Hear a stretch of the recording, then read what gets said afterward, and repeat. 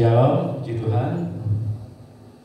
Kalau kita pagi hari ini bisa berkumpul bersama-sama, masih dalam suasana pandemi COVID-19, kita ibadah secara online.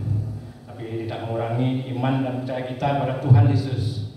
Di rumah maupun di sini sama saja, kita menyembah Tuhan. Mari kita pujikan, penuhi sekarang Tuhan.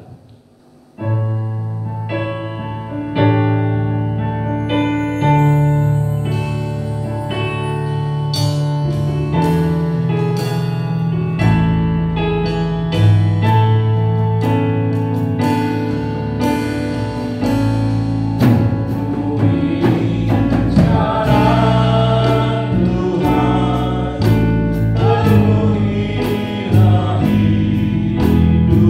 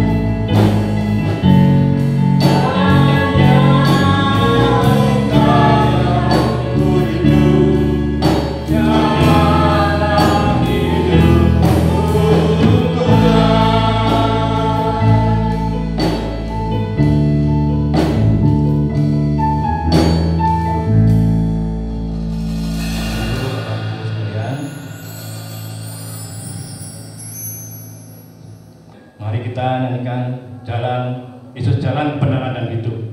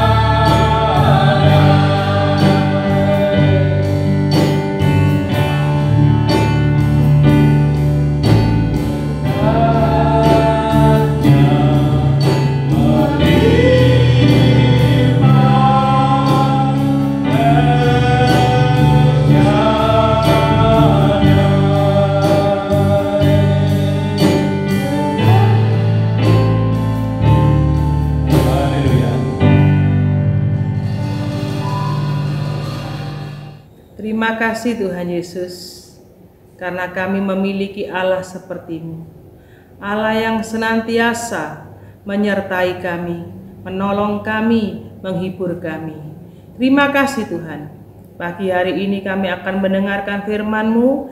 Kiranya Roh Kudus menerangi pikiran dan hati kami, untuk kami memahami akan firman-Mu dan kami semakin mengerti, mengenal akan pribadi-Mu yang mulia. Kami sambut firman-Mu Tuhan Yesus, di dalam nama Tuhan Yesus kami berdoa. Amin. Shalom saudaraku, berjumpa lagi dengan firman Tuhan melalui media sosial. Saudara, mau tidak mau, siap tidak siap, kita harus menghadapi perubahan. Tapi satu hal yang penting, jangan biarkan perubahan-perubahan yang terjadi itu mengganggu hubungan kita dengan Tuhan. Justru kita harus menggunakan perubahan-perubahan yang terjadi ini sebagai satu kesempatan untuk kita lebih kreatif di dalam melayani Dia. Seperti pagi ini, firman Tuhan bisa tersampaikan melalui media online. Kita akan membahas, saudara, masih pasca sekitar kebangkitan. Murid-murid Yesus tidak siap menghadapi perubahan yang terjadi di dalam tubuh kebangkitan Yesus. Mereka masih menggunakan pikiran lama. Kalau Yesus bangkit, seharusnya seperti dahulu, bersama-sama dengan mereka, tidur dengan mereka, makan dengan mereka, berjalan dengan mereka. Itu keinginan mereka. Tetapi tubuh kebangkitan Yesus sudah tidak sama lagi. Dia memiliki tubuh yang mulia. Dia dapat hadir dimanapun juga, kapanpun juga, tanpa dibatasi oleh ruang dan waktu. Nah, ini yang tidak dimengerti oleh murid-murid. Mereka menginginkan yang lama. Seringkali kita juga begitu. Mengapa kita sulit memahami akan kehendak Tuhan, akan rencana Tuhan dalam hidup kita? Kita mengukur karya Tuhan dengan pikiran-pikiran kita yang dangkal. Tapi ketahuilah, berjalan bersama Yesus, kita harus siap menghadapi perubahan-perubahan. Karena apa? Yesus akan mengajak kita pada hal-hal yang ajaib. Jangan berkutat pada pikiran lama, saudara. Nah, seperti yang terjadi di dalam kehidupan murid-murid, mereka masih menggunakan pikiran lama. Ya, pesan malaikat kepada murid-murid wanita yang tercatat di dalam Markus 16 ayat 7. Tetapi sekarang pergilah, katakanlah kepada murid-muridnya dan kepada Petrus, ia mendahului kamu ke Galilea. Di sana kamu akan melihat dia seperti yang sudah dikatakannya kepadamu. Nah, singkat cerita, Petrus dengan teman-temannya pergi ke Galilea. Namun ternyata mereka tidak berjumpa dengan Tuhan Yesus seperti yang dikatakan malaikat itu. Malaikat itu mengatakan apa? Dia akan mendahului kamu ke Galilea. Petrus menangkap bahwa di Galilea dia sudah ditunggu Tuhan Yesus, dan begitu dia di Galilea, dia melihat wajah Tuhan Yesus. Nah, di sini Tuhan Yesus juga mengajarkan kepada murid-murid bahwa kehadirannya tidak harus selalu mereka lihat. Tuhan juga mengajar kepada kita bahwa walaupun dia tidak bisa kita lihat, tapi satu perkara yang pasti, dia hadir di tengah-tengah kita. Seperti yang dialami oleh murid-murid ini adalah suatu pengajaran bagi kita. Bahwa Petrus pikirannya, wah, aku akan ke Galilea, aku ketemu Tuhan Yesus. Dia sudah menunggu, dia membuka tangannya, dia akan memeluk aku. Ternyata tidak. Di Galilea mereka tidak melihat siapa-siapa. Mana Yesus tidak ada. Oleh sebab itu, Petrus mengambil keputusan. Aku pergi menangkap ikan. Dia tidak tanya-tanya temannya, ayo gimana ya? kita pergi menangkap ikan kah? Tidak. Dia langsung ambil keputusan, aku pergi menangkap ikan. Mungkin itu juga didorong oleh rasa kecewanya. Nah saudara, kita harus tahu, jangan sampai kita membuat keputusan-keputusan yang salah. Apalagi kalau kita di gereja ini sebagai orang-orang yang ikut terjun di dalam pelayanan. Mungkin karena kecewa kita, karena kegalauan kita kemudian ambil keputusan, aku pergi. Nah, itu juga akan mempengaruhi orang lain. Ingat, perkataan-perkataan kita itu bisa mempengaruhi orang lain, baik itu positif maupun negatif. Nah, yang dikatakan Petrus, aku pergi menangkap ikan.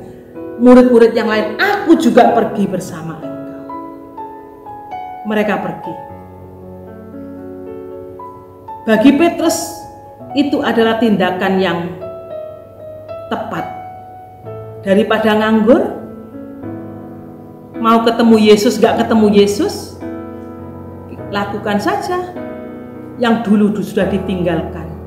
Menangkap ikan, lumayan, dapat bisa dijual. Menunggu Yesus masih sepertinya tidak pasti. Tetapi apa yang terjadi? Semalam-malam mereka berusaha. Akhirnya mereka pulang dengan perasaan apa? Lega, gembira, senang, tidak kekecewaan yang bertumpuk-tumpuk. Kekecewaan yang berlipat kali ganda. Mengapa? Petrus adalah seorang yang ahli mencari ikan. Tapi malam itu, dia dan teman-temannya seperti dipermalukan oleh keadaan. Apa yang dia usahakan? Nol. Saudara, di sini kita belajar. Tuhan Yesus sudah mengatakan di dalam Yohanes 15 ayat yang ke-4. Tinggallah di dalam aku dan aku di dalam kamu, sama seperti ranting tidak dapat berbuah dari dirinya sendiri kalau ia tidak tinggal pada pokok anggur. Demikianlah juga kamu tidak berbuah jikalau kamu tidak tinggal di dalam aku. Akulah pokok anggur dan kamulah ranting-rantingnya. Barang siapa tinggal di dalam aku dan aku di dalam dia, ia berbuah banyak, sebab di luar aku kamu tidak dapat berbuat apa-apa. Saudara, perkataan Yesus ini bukan satu kesombongan, tapi ini adalah fakta. Karena Yesus ini tahu siapa kita. Sehebat apapun manusia adalah debu adanya. Apa yang bisa dikerjakan oleh debu? Seandainya bisa, itu pun tidak menghasilkan apa-apa. Pelayanan kita pun akan menjadi tidak efektif. Walaupun mungkin kita memiliki skill yang luar biasa, tetapi tanpa Tuhan itu tidak akan menghasilkan apa-apa. Ini sungguh pelajaran saudara yang sangat penting dalam hidup kita. Kita harus berjalan di dalam tuntunan Tuhan. Nah, untuk berjalan di dalam tuntunan Tuhan itu kita harus memiliki sikap sabar menantikan Dia. Nantikanlah Tuhan dan fokus pada apa yang Tuhan pesankan. Fokus pada firman-Nya. Dan ingat, janji Tuhan itu pasti digenapi.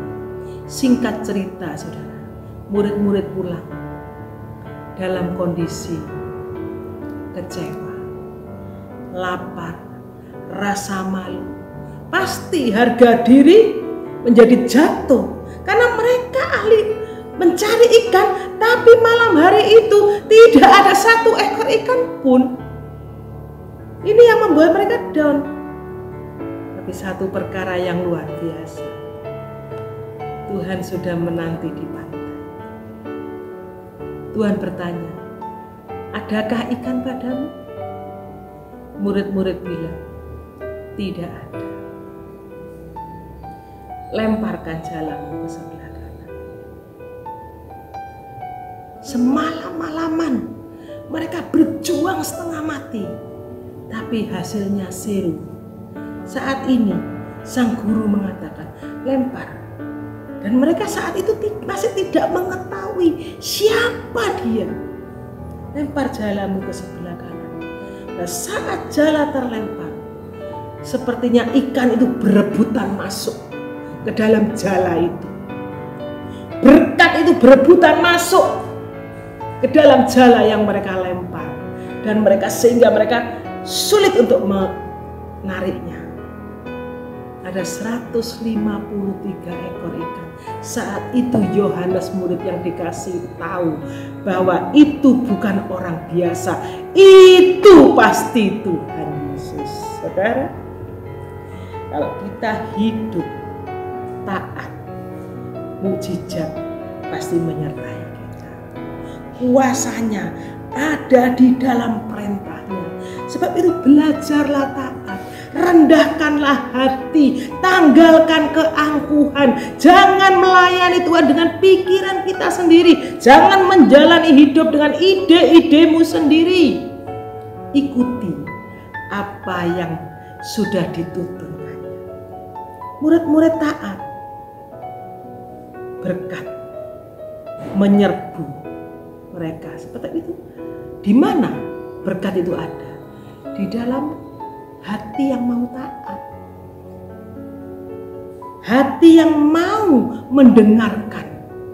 Satu hal yang tidak pernah diperhitungkan murid-murid saat itu, yang apa?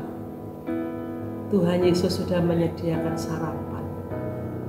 Ada api arang, ada ikan, ada roti. Saudara, seringkali di dalam perjalanan hidup ini kita mengukur kasih Tuhan itu terlalu sempit. Namun satu hal yang harus kita mengerti, yang harus kita imani, bahwa kita ini punya Tuhan yang luar biasa. Kasih-Nya tidak dapat terjangkau oleh pikiran kita. Dia menyediakan sarapan bagi murid-murid. Itu artinya apa? Dia tahu kebutuhan murid-murid sampai hal yang paling dasar sekalipun. Dia juga tahu segala kebutuhan kita. Oleh sebab itu jangan khawatir. Yang perlu kita lakukan adalah taat. Taat. Tanggalkan keangkuhanmu. Supaya hidupmu tidak kosong, supaya hidupmu menjadi hidup yang efektif di dalam Dia. Kamu boleh diberkati dan menjadi berkat bagi banyak orang. Kuncinya, saudara, taat. Dari firman Tuhan di dalam Injil Yohanes 21 perikop pertama yang kita pelajari hari ini, sedikitnya ada 5 hal yang dapat kita ambil hikmahnya. Yang pertama, walau kita tidak melihat Yesus, tapi Yesus itu ada hadir di dalam kehidupan kita. Dia memperhatikan kita. Dia tahu kapan kita, saat tidur, saat bangun. Dia tahu apa yang menjadi perenungan kita. Dia maha hadir. Dengan tubuh kebangkitannya, Dia maha hadir. Yang kedua, ingat, perkataan kita ini sangat berdampak bagi orang lain. Seperti apa yang dikatakan Simon Petrus, aku pergi menangkap ikan, aku mau juga pergi bersama. Saudara, di dalam pelayanan jangan sampai kekecewaan kita itu kita lontarkan, dan itu akan mempengaruhi orang-orang lain, terlebih orang yang lemah iman. Sebab apa, saudara? Pada saat kita ngomong salah, kemudian mengajak orang lain ikut salah, kita akan bertanggung jawab di hadapan Tuhan. Baiklah, kita menggunakan perkataan ini untuk membangun, untuk bernubuat, untuk memberikan semangat satu sama lain. Jangan justru dengan perkataan ini kita membuat keputusan yang salah dan juga membuat orang lain mengikuti keputusan kita yang salah. Dan akhirnya kekecewaan akan makin bertubi-tubi dalam hidup kita. Yang ketiga, tanpa Tuhan, apapun yang kita lakukan sia-sia belaka. Ingat ya, urusan kita bukan hanya masalah duniawi saja. Banyak orang sukses di dunia ini, namun di akhir hidup mereka sia-sia. Tanpa Tuhan sia-sia. Pelayanan pun tanpa Tuhan sia-sia. Sebab itu, libatkan selalu Tuhan di dalam hidup kita. Jadikan Tuhan itu penjuru yang memimpin langkah-langkah hidup kita. Sebab Dia pasti akan membawa kita ke tempat-tempat yang luar biasa. Walaupun itu harus melalui lembah-lembah curam. Walaupun harus melalui jalan-jalan yang sukar. Mungkin bahkan jalan-jalan yang sepi. Tapi satu hal, bersama Dia kita dapat melakukan perkara yang besar. Bersama Dia ada kuasa. Ya, pada saat murid-muridnya kembali dan mereka mentaati apa yang Dia katakan, mereka berhasil menangkap ikan yang begitu banyak. Artinya apa, saudara? Di dalam ketaatan ada berkat-berkat yang besar. Mari menjalani hidup ini, tanggalkan kesombongan. Sebab untuk taat itu tidak bisa orang sombong taat. Untuk taat itu diperlukan satu karakter, rendah hati. Belajar rendah hati. Yesus rendah hati. Yesus pernah berkata, belajarlah kepadaku, karena aku ini lemah lembut dan rendah hati. Nah, kita harus memandang Yesus dalam hidup ini. Jangan kita hanya memandang ego kita sendiri, memuja-muja harga diri kita sendiri. Hasilnya nol. Yang terakhir, Yesus tahu kebutuhan. Murid-murid tidak pernah menyangka Dia akan mendapatkan sarapan yang begitu luar biasa. Yang mereka pikir, mereka akan sibuk dengan tangkapan yang besar. Tapi ternyata Yesus sudah menyediakan arang, ikan, dan roti.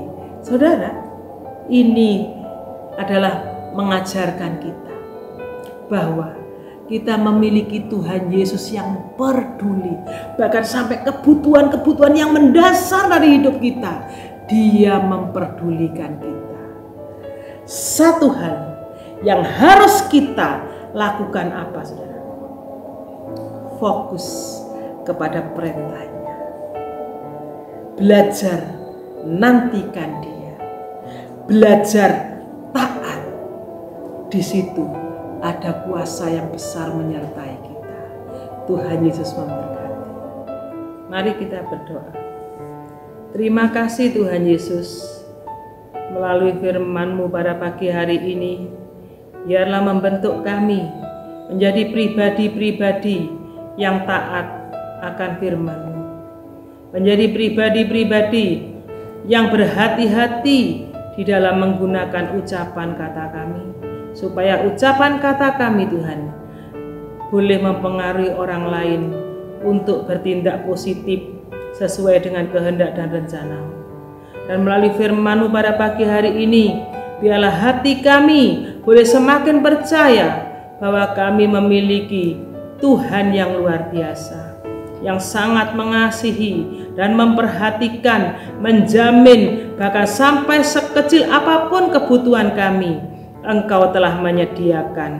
Yang penting Tuhan, kami boleh menjadi pribadi yang taat akan firman-Mu. Sebab di dalam ketaatan akan firman-Mu, di situ Engkau menyediakan berkat-berkat yang besar.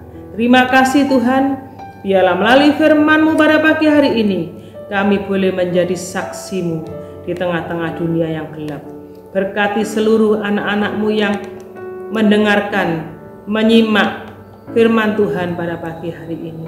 Berkati juga bangsa dan negara kami melewati segala macam ujian. Kiranya Tuhan bersama-Mu negara kami Indonesia boleh menjadi negara yang tetap berdiri tegak dan bersama-Mu Tuhan kami boleh melewati semua masalah yang ada. Berkati pemerintahan Indonesia, berkati orang-orang yang mengasihi Indonesia, dan kiranya pemulihan terjadi di Indonesia. Inilah doa kami Tuhan, di dalam nama Tuhan Yesus Kristus kami berdoa dan mengucap syukur.